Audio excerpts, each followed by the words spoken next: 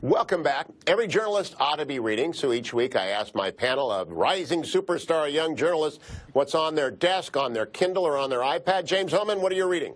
High Noon by Glenn Frankel, legendary Washington Post correspondent, actually wrote a great book a couple years ago about the searchers, the making of John Wayne's, I think one of his best movies, High Noon with Gary Cooper.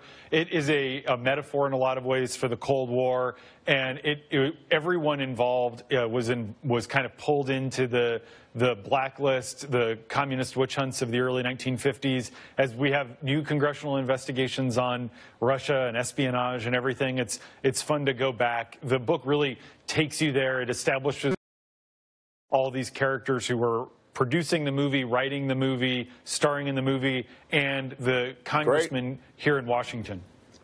Great recommendation. Courtney Kay, what are you reading?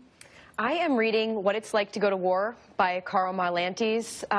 He served in Vietnam as a young officer, leading a platoon of about 40 Marines, and he gives this difficult, actually at times, and very compelling look at what it's like to be in combat, what it's like, you know, to kill the enemy and to see your friends die, and then to come back from that, and what, you know, how the next 4 decades of his life he learned to deal with the emotional toll that his time in combat had on him. It's a really important story for anyone who's trying to understand what it's like to be in a war, and I think it's really telling right now when we're looking at, you know, potential conflict, it seems, all over the globe.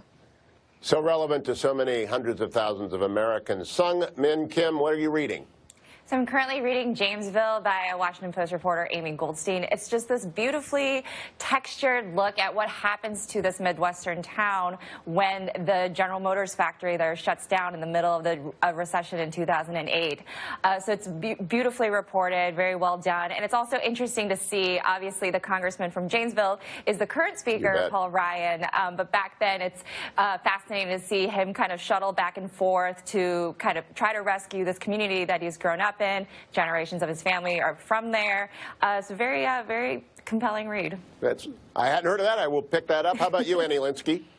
Well, I'm reading Hamilton right now. I absolutely loved the musical, and I'm sort of halfway through it, but it's a fascinating book. And one of the things, actually, for me as a writer that's quite fun to read about it is to read how Hamilton took on the task of writing the Federalist Papers, and this notion of a guy who's writing way too long.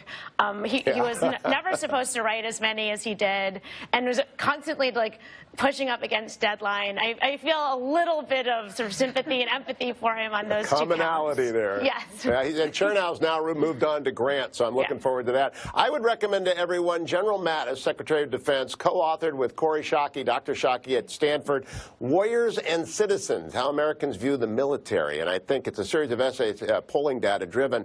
I think given General Kelly's remarks this week, it's become suddenly very important. Hey, thank you for watching today. Please keep the conversation going on MSNBC.com. Thanks to my panel, and see you all next week on Saturday morning, right here on MSNBC.